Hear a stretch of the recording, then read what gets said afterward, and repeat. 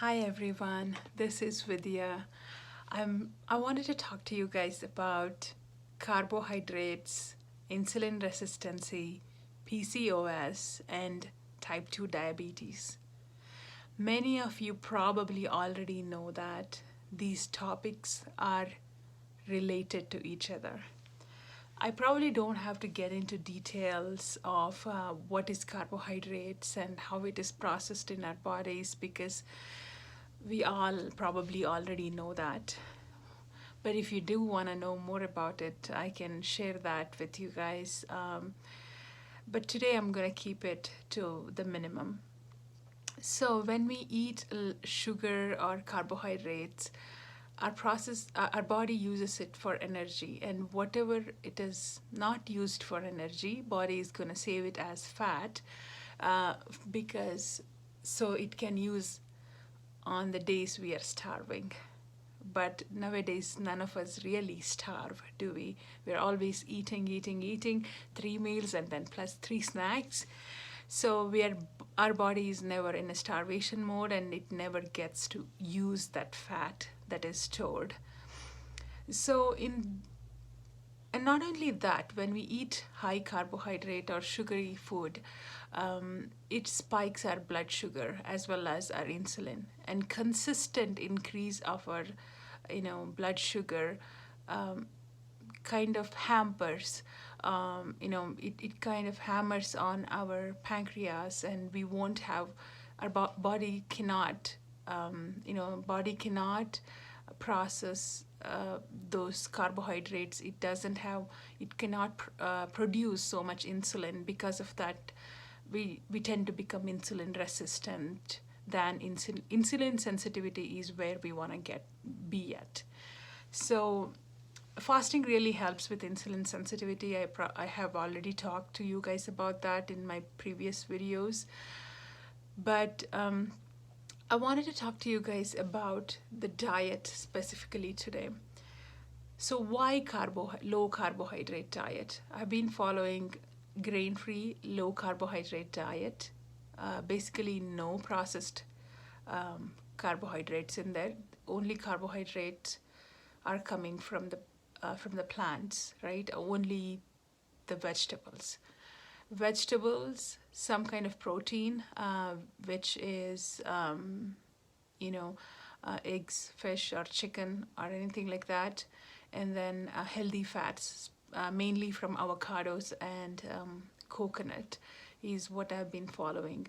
It is keto, but I don't want to use the word keto because keto diet has been abused a lot, and I see a lot of people using fried food and a lot of dairy processed food in their keto diet. So I don't want to call it as a keto diet.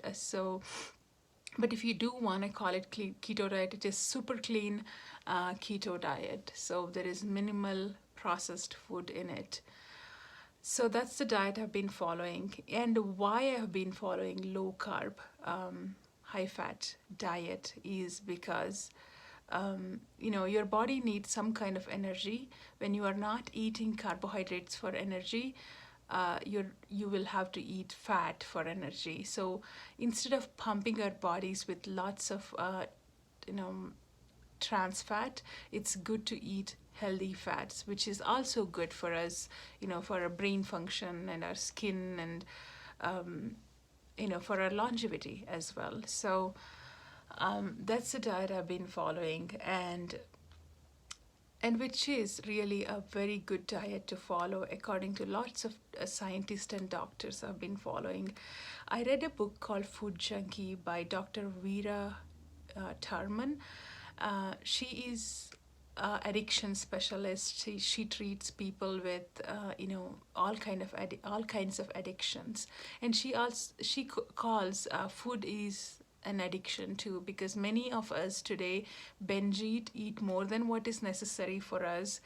We forget that we need to eat for nutrition, then we are just eating all the time, more than what we need. And because of that, she calls food is an addiction today as well.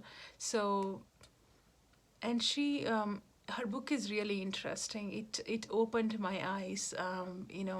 If you want to stop eating, stop feeling that craving for the food, even after you ate something, you always have that lingering craving in you. It's because we are so used to eating that high carbohydrate sugary food. That is what kind of giving us that lots of craving. So when I started eating low carb diet, so my cravings went away magically. So I really like it.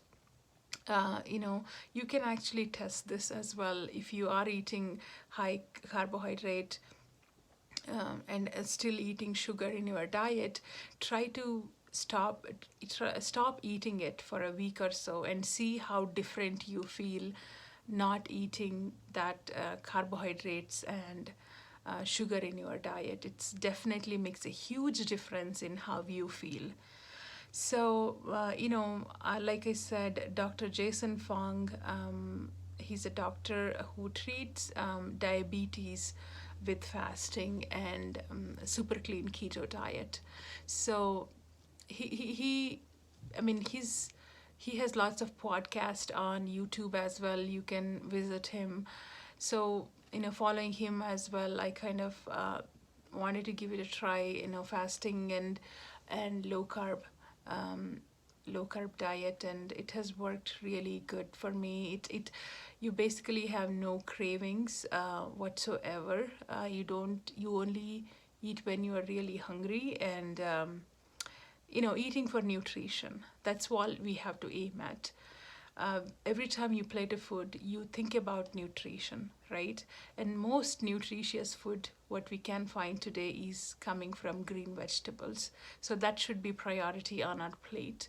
And then, some really good healthy fat. Like I said, avocados, coconut oil, coconut products are my main source of fat. And then some kind of protein that, if you're a vegetarian, you can eat mung beans, soybeans, and things like that, which still has, they still do have some kind of carbohydrates in them. But I mean, if you're a vegetarian, there is not a lot of choices out there. So I kind of stopped eating dairy. Dairy doesn't suit me very well. And there is a lot of research out there as well, like humans shouldn't be consuming cow milk and cow products. But honestly, it doesn't suit me. I don't like the way how I feel after eating dairy, so I stopped eating dairy. So only dairy product I eat is ghee. Ghee is a good source of fat as well. Yeah, it kind of takes out all the milk protein from when you clarify it, when you boil it. So it's a good form of fat. So if you have binge eaten over the weekend and you don't feel so good about how you binge ate some of the things you shouldn't have, and then you have lots of cravings, so I strongly suggest you do a fasting with water and some electrolyte. I always drink sugar-free electrolytes when I'm fasting, because I know that we need nutrition and minerals, and so I always drink electrolyte when I'm fasting, and then of course the electrolytes without sugar in them, and some kind of broth as well, so which is usually homemade. So I drink that when I just sip on the broth when I'm fasting, so my minerals are intact and I'm not really feeling really tired or things like that. So if you really have a craving, and you don't like the way you are feeling right now about some of the foods you have eaten last weekend or yesterday, come and join me on a 48 hours fasting starting tonight. You could do it whenever you can join me. So this basically eliminates all the cravings you have for sugar and high carbohydrate food. It resets your taste bud and also your entire system. So come and join me and let's do this together, and you will feel the difference yourself.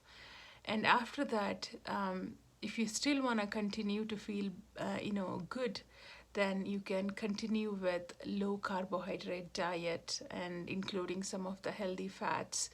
That will definitely make you feel really great. And not only that, it will improve your overall health in terms of insulin resistancy, PCOS, diabetes, and any other chronic diseases you might have or you maybe are on the path to have.